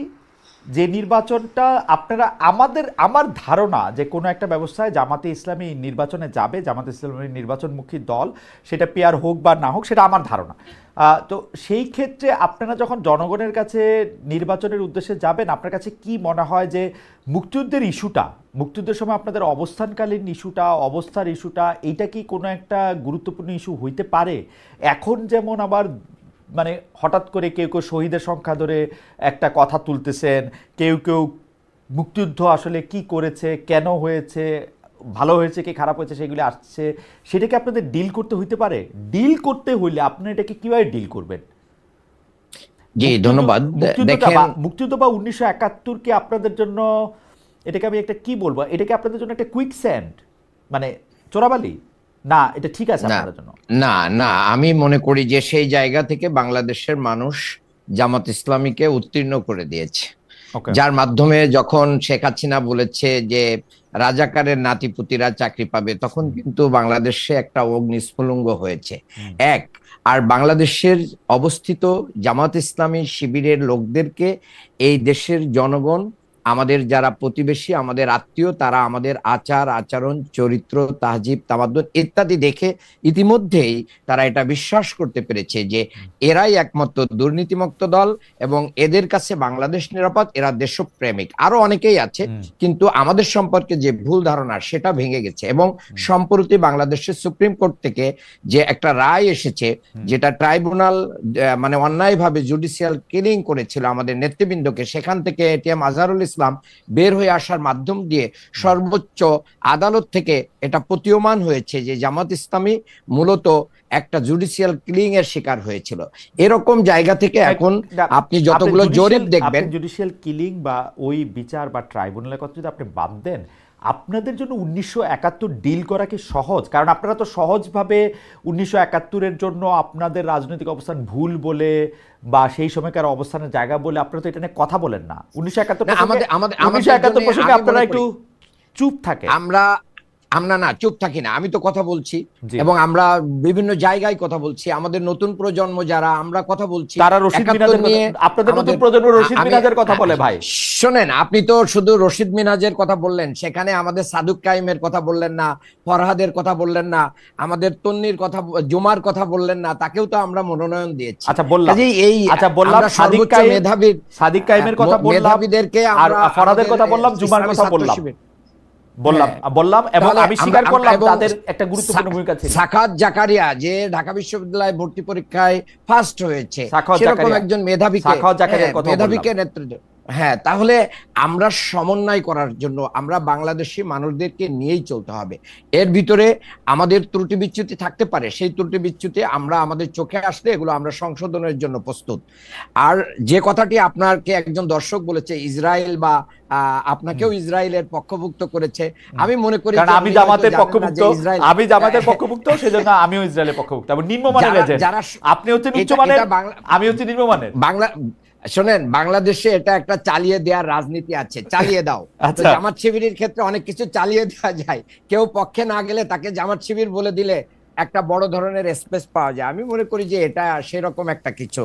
আর 71 আমাদের জন্য ফ্যাক্ট হবে না। আমি ছোট্ট 20 সেকেন্ড বলতে চাই এই ব্যাপারে। সেটা হচ্ছে যে দেখেন, এই ইস্যু থাকার পরেও যতগুলো জরিপ রিসেন্টলি এসেছে, সবগুলো জরিপে জামাত ইসলামীর আগের অবস্থানের চেয়ে ভোটের পার্সেন্টেজ অনেক বৃদ্ধি পেয়েছে।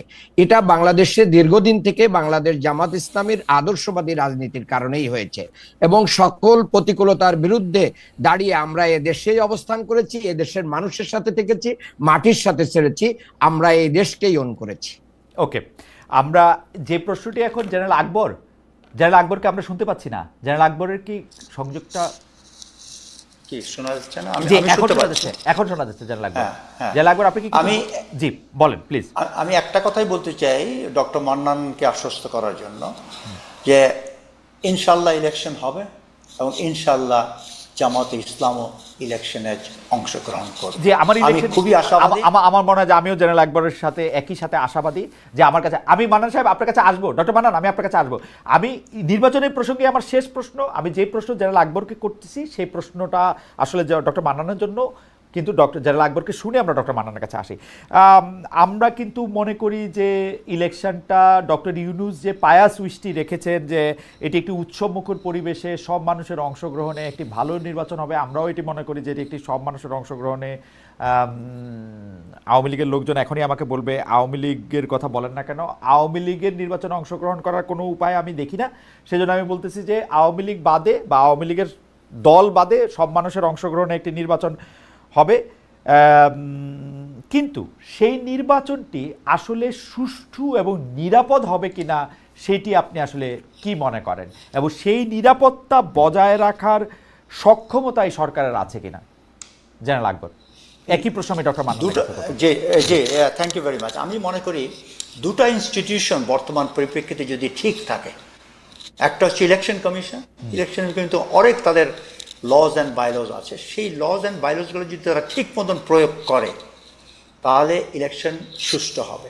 যেমন আমরা অতীতে দেখেছি যখন ইলেকশন হয়েছে, কেন অতীতে যারাই ইলেকশনের সাথে যোগাযোগ ছিল, যেমন একটা প্রেসাইডিং অফিসার, একজন অ্যাসিস্ট্যান্ট রিটার্নিং অফিসার, এবং যারা বিভিন্ন পুলিং অফিসার, সবাইকে কিন্তু একটা দায়বদ্ধতা রয়েছে। সেই দায়বদ্ধতা কি ঘোষণা করা না হলেও সেটা ছিল যে আওয়ামী লীগকে জিতিয়ে আনতে হবে। আওয়ামী লীগকে যদি জিতিয়ে না আনতে পারে তাহলে সবার চাকরি, তাদের ফিউচার নিয়ে একটা প্রশ্নবিদ্ধ ছিল, তারা কি থাকতে পারবে কি না।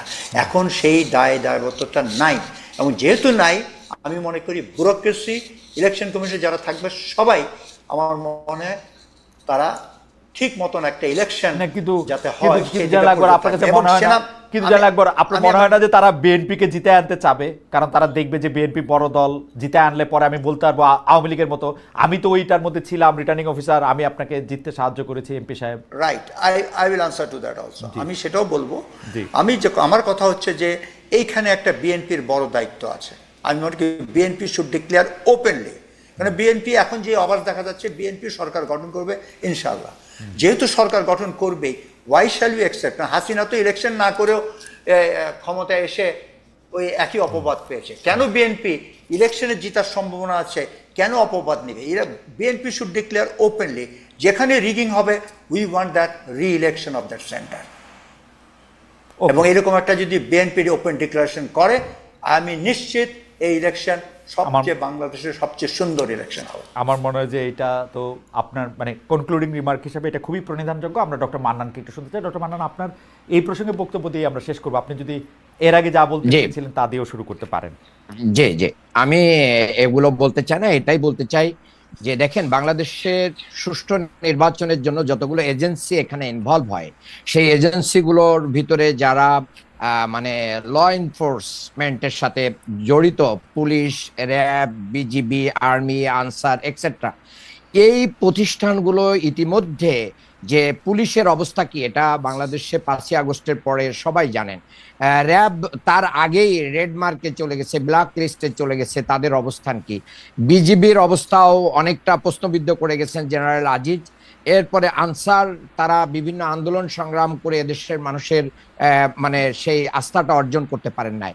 আর্মি আছে আমাদের পাশে, কিন্তু বাংলাদেশে আপনি জানেন যে অপারেশন ডেভিল হান্ট চলতেছে 8 ফেব্রুয়ারি থেকে এই পর্যন্ত, কিন্তু বাংলাদেশে আইন শৃঙ্খলার যেখানেই অবনতি হচ্ছে সেই জায়গাটাতে পরিপূর্ণভাবে রিকভারি করার জন্য আমাদের আইন শৃঙ্খলা বাহিনী এরকম কিছু করতে পারছেন না। সম্প্রতি গোপালগঞ্জে যে একটা ভয়াবহ ঘটনা ঘটে গেল, সেখানে সেনাবাহিনীর একবারে সরাসরি হস্তক্ষেপ এবং গোলাগুলির মাধ্যম দিয়েই কিন্তু এনসিপির নেতাদেরকে উদ্ধার করা লাগছে। তাহলে আমাদের বাংলাদেশের আইন শৃঙ্খলা বাহিনীর কি সক্ষমতা আছে এটা এখনো কিন্তু আমাদের কাছে পরিষ্কার না।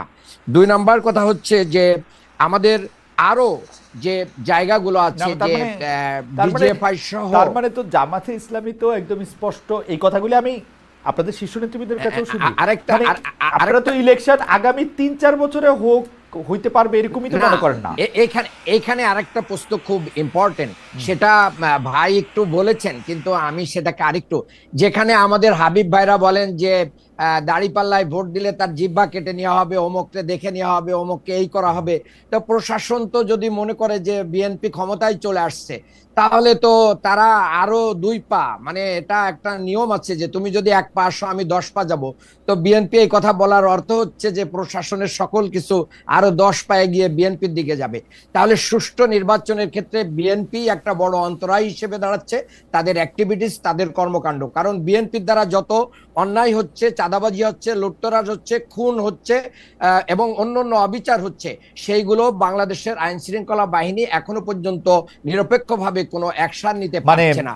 এটাই ডক্টর মান্নান, আপনারা যেটা বলতেছেন, এখন বিএনপি ক্ষমতায় কিন্তু নাই। আসলে ডক্টর ইউনূস সরকার আসে 1.5 বছর ধরে। আমরা যে একটা তত্ত্বাবধায়ক সরকারের কথা বলি এবং জামায়াতে ইসলামী যে দাবি করে তত্ত্বাবধায়ক সরকার ব্যবস্থার রূপকার তারা, তো একটা তত্ত্বাবধায়ক সরকার ব্যবস্থা মানে ডক্টর ইউনূস সরকার আছে যিনি ইলেকশনে অংশ নেবেন না, যিনি বাংলাদেশের সবচেয়ে শ্রদ্ধেয় নাগরিকের একজন, উপদেষ্টারা আছেন, তারপর আপনারা বলতেছেন যে বিএনপি মানে সব দেখেন, মানে এটা কেমন না? মানে আপনারা কি চান? ইলেকশনে কি এখন ডক্টর শফিকুর রহমান সরকার প্রধান থাকবে তারপরে ইলেকশন হবে? না, আমরা সেটা বলছি না। আমরা বলছি যে সরকারের নিরপেক্ষ অবস্থান, লেভেল প্লেইং ফিল্ডটা নিশ্চিত করতে হবে। এই সরকার যে লেভেল প্লেইং ফিল্ড তো হবে না ভাই। বিএনপি বড় দল, বিএনপি বড় দল, জামায়াত অত বড় দল না, লেভেল প্লেইং ফিল্ড হবে না তো। ফিল্ড একজনের কাছে অত বড় দল না, জামাতের সাথে যারা অ্যালি হবে, অ্যালায়েন্সের মাধ্যম দিয়ে জামাতও কিন্তু একটা বড় শক্তি হিসেবে মাঠে আসবে। কাজেই আমরা মনে করি না যে বিএনপি মাঠ পর্যায়ে আমাদেরকে পেশি শক্তি দিয়ে মোকাবেলা করে আমাদেরকে মাঠ থেকে আউট করে দেবে, আমরা সেটা মনে করি না। কারণ আমরা দীর্ঘ লড়াই সংগ্রামীদের মাধ্যম দিয়ে এখানে আমার মনে হয় যে আপনি যেহেতু আমি মনে করি আইন শৃঙ্খলা আমাকে একটা সেকেন্ড দেন। পেশি শক্তির কথাটাই কিন্তু আমি ডক্টর মান্নানের সাথে একমত, জনাব ফজলে আলী এলাহি আকবর। আপনারা সেন্ট্রালি যা কিছু বলতেছেন, যা কিছু জনাব তারেক রহমান লন্ডন থেকে বলতেছেন, তার সাথে বাংলাদেশের কেন্দ্রীয় অঞ্চলগুলির কিন্তু কোনো মিল নাই। ওইখানে কিন্তু আমরা খালি মাসেল এবং মাসেল পাওয়ারই দেখতে পাচ্ছি। আমরা কেমনে একটা লেভেল প্লেইং ফিল্ড আর একটা নির্বাচন পাবো? উনি আসুক, আপনি দেখবেন আমূল পরিবর্তন হবে। এবং আমার বিশ্বাস, এবং আমার সাথে সেনাপ্রধানের যা কথা হয়েছে, উনিও promise bound. He said I will give the best election with my forces. এইবার 80,000 সৈন্য ডিপ্লয় হবে। বাংলাদেশের ইতিহাসে এত সৈন্য কোনো সময় ডিপ্লয় করা হয় নাই, হবে না। কিন্তু আমরা কেমনে জানবো যে সেনাপ্রধানও শেষমেশ বা সেনাবাহিনীও শেষমেশ যেখানে বৃহত্তর শক্তি অর্থাৎ বিএনপি ক্ষমতা আসবে, বিএনপির দিকেই ঝুঁকে পড়বে না? আমরা কি আসলে একটা ন্যায্যতার ভিত্তিক, ন্যায় ভিত্তিক নির্বাচন আসলে পাবো? আমি কিন্তু ডক্টর মান্নানের কনসার্নটা বুঝতে পারতেছি এবং এই কনসার্নটা আমাকেও টাচ করতেছে আসলে। দে হ্যাভ আ কনসার্ন, আমি বিশ্বাস করি কনসার্ন আছে। এবং আমার ব্যক্তিগত ওপিনিয়ন হচ্ছে বিএনপি ইনশাল্লাহ ইলেকশনে জিতবে, সরকার গঠন করবে। সংখ্যা কত এটা নিয়ে হয়তো ডিবেটেবল, ওটা একটা বড় কথা না। আমার কথা হচ্ছে যে বিএনপি কেন এই স্টিগমাটা নিবে এই ইলেকশন ফ্রি ফেয়ার? ওকে, ঠিক আছে। এবং সেই হিসাবে বিএনপি নেতাদেরকে ডিক্লেয়ার করতে হবে। খালেদ ভাই, ওকে, একটা সেকেন্ড জি, আপনি শেষ করেন। জি, আপনি বলবেন, শেষ লাইনটা একটু বলে দেন জেনারেল আকবর।